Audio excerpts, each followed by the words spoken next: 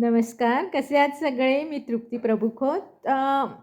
मी तुम्हाला जनक आणि सीता यांची गोष्ट तर वाचून दाखवली. तर आज आपण वाचणार आहोत परशुराम आणि शिवधनुष्याचा पण. तर गोष्ट माझी लक्षपूर्वक ऐका. गोष्ट आवडल्यास माझ्या चॅनलला लाईक, सबस्क्राईब आणि शेअर करायला विसरू नका. तर गोष्ट ऐका, परशुराम आणि शिवधनुष्याचा पण. विश्वामित्र ऋषींच्या स्वागताला गेलेल्या जनक राजाने आणि त्यांच्याबरोबर स्वागतासाठी गेलेल्या परिवाराने राम लक्ष्मणांना पाहिलं. तेव्हा त्यांच्या ठाई त्यांना दिसलं अनुपमेय सौंदर्य, सहज सामर्थ्य आणि त्या सामर्थ्याबरोबर क्वचितच दिसणारे नम्रता, सौम्यता, अभय, शालीनता आणि चेहऱ्यावरची ज्ञानमय प्रभा हे गुण. या गुणाच्या एकत्र दर्शनाने ते सर्वजण भारून गेल्यासारखे झाले. त्यांच्याकडे पाहतच राहिले. जनकाची दृष्टी तर रामावरून निघेच ना. प्रत्येक वेळी रामाला पाहताना त्याचं शरीर पुलकित होई. पाहून झाल्यावर तो दुसरीकडे दृष्टी नाही. अपूर्व उत्साह अंतःकरणात संचारे. पण त्या अगोदर पाहिलेल्या रूपाचं स्मरण होई. ते स्मरण त्याला बोलणं चालणं हे करूच देत नसे. आणि मग बळाने खेचल्यासारखी त्याची दृष्टी पुन्हा रामावर जाई. कसंबसं स्वतःला सावरून त्याने विश्वामित्र स्तवन स्वागत केलं. माझं हृदय एवढं आकर्षित करून घेणारा ईश्वर आहे काय, असं त्याने विश्वामित्रांना विचारलं.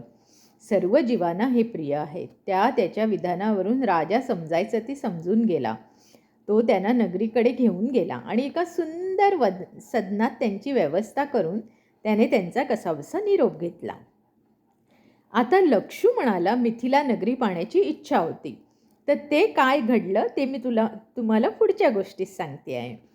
लक्ष्मणाला वाटलं जरा नगरी फिरून यावं, पण ऋषींना कसं विचारायचं आणि रामालाही कसं म्हणायचं या संकोचाने तो गप्प बसला. आपल्या मनाला त्याने समजावलं की आपली इच्छा रामाला कळली तर तो काय योग्य ते करेल. हा विचार संपतो तोवर रामाने विश्वामित्राने विचारलं, गुरुवर, लक्ष्मणाला नगराची शोभा पाहायची इच्छा आहे, पण संकोचाने तो बोलत नाही आहे. आपण अनुज्ञा द्याल तर मी त्याला नगर दाखवून आणतो. त्यावर विश्वामित्र म्हणतात, रामा, तुम्ही नीती, नियम आणि धर्म यांचे पालन करणारे आहात. तुम्हाला पाहण्याने सर्वांना सुख होईल. जरूर जाऊन या. रामाने जसं लक्ष्मणासाठी गुरूंना विचारलं तसेच गुरूंनीही जे सांगितलं ते रामाकरवी लक्ष्मणासाठीच सांगितलं असं समजवायला हवं. कारण रामाला काही सांगावं असं नव्हतंच. त्यांनी सहज उच्चारलेल्या वाक्यातून गुरुचा एक संदेश आहे की जे पाहायचं ते नीती धर्माच्या मर्यादेत असलं पाहिजे आणि जगात वावरताना तुमच्याकडून इतरांना सुख मिळावं ही तुमची भूमिका असायला हवी. जगाकडे सुखाच्या अभिलाषाने तुम्ही पाहू नका. उलट तुमचं वागणं, बोलणं, चालणं असं असू द्या की तुम्हाला पाहून जगाला सुख व्हावं. प्रसंगामागची अध्यात्मिक भूमिका. लक्ष्मण हा जीवाचा प्रतिनिधी आहे. श्रीराम हा ईश्वर आहे. मनात इच्छा उठणं हा जीवाचा स्वभाव आहे. त्यानुसार लक्ष्मणाला नगर पाहण्याची इच्छा झाली. जीवाने मनोमन आपली इच्छा ईश्वराला सांगून शांत राहावं तसा लक्ष्मण राहिला. रामाला कळलं तर तो योग्य ते करेल हे तो मनोमन म्हणाला. राम अंतर्यामी असल्याने त्याला ते कळून गेलं. शेवटी महत्त्वाची गोष्ट म्हणजे जीवाला कितीही आणि काहीही पाहायचं असलं तरी दाखवणारा ईश्वर आहे. जग दाखवणारा तोच आहे आणि ईश्वर पाहायचा असला तरी त्यानेच कृपा करून स्वतःला दाखवून द्यायचं. ठरवल्याशिवाय दर्शन होत नाही. एका वेगळ्या भूमिकेतून असंही काही समजून घ्यावं की डोळे हे जग स्वतः पाहत नाही, तर डोळ्यांना पाहण्याची दृष्टी देणारा त्यांना जग दाखवतो आणि योग्य इच्छा धरून ती देवाला व्हावी. त्याचं काय करायचं ते देव पाहील. दोघे बंधू नगरात फिरू लागले तेव्हा सर्वत्र चैतन्याची एक लाटच उसळली. ज्याच्या त्याच्या मुखावरून नजर काढणं राजाला जमतच नव्हतं. तिथे प्रजेचं काय झालं असेल याची कल्पनाच करावी लागेल. तुलसीदासांनी वर्णनच केलंय. एखाद्या जन्मदरिद्री माणसाला धनाची रास दिसावी आणि ती लुटण्याचं स्वातंत्र्य असावं, तेव्हा तो जसा धावेल तसे लोक कामधाम सोडून रामरूपाच्या सौंदर्याच्या दर्शनाची लूट करायला सर्वत्र येत होते. त्यांच्या सौंदर्याबरोबर सामर्थ्याची गोष्टीची माहिती लोक एकमेकांना देऊ लागले. अनेक उद्गार काढले जात होते. सीतेला राम हा एकमेव योग्य वर आहे. अनेक मदनाचं सौंदर्य याने लुटलं आहे. आपल्या राजाने हा धनुर्योगाचा पण कशाला लावला कुणास ठाऊक. यांना पाहून राजा आपला पण मोडेल. छे छे, राजा शिवधनुष्याचा पण मोडायला तयार नाही. विधाता जर सज्जन असेल तर आणि तो योग्यतेनुसार सर्वांना फळ देतो हे जर खरं असेल तर राम सीतेचाच विवाह होणार. कारण रामाला योग्य स्त्री तीच आहे आणि सीतेला योग्य रामच आहे. मग तो शिवधनुष्याचा पण काहीही असो. रामाला पाहिल्यावर आता सर्वांना अडसर वाटू लागला. असा तो शिवधनुष्याचा पण होता तरी काय आणि तो का बरं लावला होता. तर सीतेच्या स्वयंवरांसाठी शिवधनुष्याचा पण का. सीतेच्या स्वयंवरासाठी जनक राजाने शिवधनुष्याला प्रत्याचा चढवण्याचा पण लावला होता. भगवान परशुरामाने त्याच्याकडून हे शिवधनुष्य ठेवले होते. पण हा पण लावण्यामागे एक छोटासा प्रसंग आहे आणि त्या प्रसंगामागे एक मोठी कथा आहे. ती कथा मी आता तुम्हाला छोटी करून सांगणार आहे. प्रभू रामचंद्रांनी अवतार घेतला त्याच्या कितीतरी पूर्वी सहस्त्रार्जुन नामक फार मोठा राजा होऊन गेला. तो दत्त उपासक होता. श्री दत्त यात्रेच्या कृपेने त्याला सहस्त्र हस्त आणि सुवर्णरथ हे प्राप्त झाले होते. त्याच्याशी लढायला आलेल्या सामर्थ्यवान रावणाने त्याची अत्यंत केविलवाणी अवस्था करून ठेवली होती. यावरूनच त्याचे सामर्थ्य लक्षात येईल.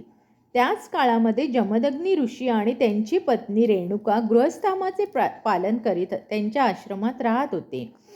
त्यांच्याकडून कामधेनू असूनही ते ब्रह्मज्ञानी ऋषी इतरांसारखे अगदी साधेपणाने राहत होते.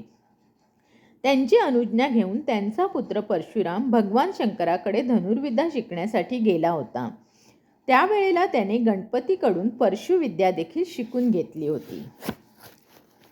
इकडे ऋषींच्या आश्रमामध्ये मोठ्या सैन्यासह सहस्त्रार्जुन आला होता. सर्व कामना पूर्ण करणाऱ्या कामधेनूकरवी राजाला आणि सर्व सैन्याला दिव्य अन्नाचे भोजन कामधेनूकरवी घालून त्याचे अतिशय उत्तम आतिथ्य जमदग्नीने केले. कधीही पाप न करणाऱ्या सहस्त्रार्जुनाच्या मनात कामधेनूचा अभिलाष उत्पन्न झाला आणि तो तिला बळजबरीने धरून नेऊ लागला. त्यासाठी त्यांनी जमदग्नी ऋषींचा वध केला आणि युद्धासाठी असलेल्या शक्तस्वरूपिणी रेणुकेवर 21 वेळा चामुंडा सत्राचा आघार करून त्यांनी तिला बेशुद्ध पाडले. तिच्या आक्रदनाची संवेदना परशुरामाच्या मनी उमटली आणि भगवान शंकरांना ते सांगून त्याचा आशीर्वाद घेऊन तो तेथून निघाला. त्यावेळी शंकराने त्याला आपले त्र्यंबक धनुष्य दिले आणि गणेशाने परशु दिला. परशुरामाने परत येऊन मातेला सावध केले. तिने आपले पती जमदग्नी यांच्याबरोबर सहगमन केले आणि त्यावेळी सहस्रार्जुनाचे सहस्र हस्त तोडून मस्तकी घाव घालून त्यांचा वध कर आणि त्याने चामुंडास्त्रवाचे 21 घाव घातले. याबद्दल 21 वेळा मदोन्मत्त राजापासून पृथ्वीची सोडवणूक कर असे परशुरामाला सांगितले. एका प्रसंगी परशुरामाने आपले पिता जमदग्नी यांच्याकडून त्यांचा क्रोध घेतला होता. त्यामुळे जमदग्नीने सहस्रार्जुनाला शाप दिला नाही किंवा त्याचे परिपक्व केले नाही. स्वतःच्या अंगचे युद्धकौशल्य सामर्थ्य भगवान शंकराचे धनुष्य गणपतीचा परशु आणि रेणुका मातेची आज्ञा या सर्व गोष्टींनी युक्त होऊन परशुरामाने सहस्रार्जुनाचा वध केला. 21 वेळा मदोन्मत्त राजापासून पृथ्वी सोडवली. असाच फिरत फिरत परशुराम जनक राजाच्या मिथिलेमध्ये आला. जनक राजाचे ज्ञान आणि ब्रह्मतेज त्यांनी तो भारावून गेला आणि राजाने केलेला आदर सत्कार त्याने मोठ्या प्रेमाने स्वीकारला. यावरून भगवान परशुराम हे केवळ सामर्थ्याच्या मदाने उन्मत्त झालेल्या राजांचेच परिपक्व करीत होते असे दिसते. जनक राजाप्रमाणे रघुवंशातील कोणत्याही राजांना त्यांनी मारले नव्हते किंवा त्यांच्याशी कधी युद्धही केले नव्हते. त्याच काळामध्ये जे इतर धार्मिक प्रवृत्तीचे राजे होते अशा ऋतुपूर्ण इत्यादी ज्ञानी राजांशी देखील त्याचा कधीही युद्धप्रसंग घडलेला नव्हता. यावरून परशुराम सरसकट सर्व राजांना मारत सुटला होता. अशी जी कल्पना आहे ती चुकीची आहे. भगवान फक्त दुष्टाचे आणि उन्मत्ताचे निर्दालन करीत असतात. परशुराम हा भगवान विष्णूचा अंश होता. सर्वांचेच पालन करणे हा विष्णूचा स्वभाव आहे. असा विष्णू क्षत्रिय श्रेष्ठ असला तर त्याचा सर्वांचा पालन करता भगवान म्हणता आले नसते आणि त्याने राम आणि कृष्ण हे दोन्ही अवतार क्षत्रिय कुळात घेतले नसते. असो, परशुराम जनक राजाचा पाहुणचार घेत होता. त्याने दिलेल्या भोजनाने तो मोठा प्रसन्न झालेला होता आणि अशा प्रसन्न चित्ताने बाहेर आल्यावर पाहतो तर काय, शिवधनुष्य बेपत्ता. परशुराम अत्यंत क्रोधायमान झाले. अनेक महावीरांना एकत्रित प्रयत्नांनी जे शिवधनुष्य उचलले सुद्धा जात नाही ते पळवून नेणारा कोणता क्षत्रिय तू इथे लपवून ठेवला आहेस ते सांग, असे ते जनक राजाला म्हणाले. जनक राजा धनुष्याच्या जमिनीवर उठलेल्या खुणांवरून माप काढत गेला तेव्हा सीता त्या धनुष्यावर बसून त्याचा घोडा करून खेळत होती असे त्याला दिसले. मुलीबद्दलच्या कौतुकाचे त्याला भरते झाले आणि त्याने तिला अशीच परशुरामांकडे जा अशी आज्ञा दिली. मग ती तशीच धनुष्य नाचवीत घोडा करत परशुरामांकडे गेली. तिला तसे पाहून परशुरामाचा क्रोध क्षणात खाली आला आणि ते जनकाला म्हणाले, ही शक्तस्वरूपिणी आदिमाया आहे. फक्त ईश्वराचाच अवतार हिचा पती होऊ शकेल.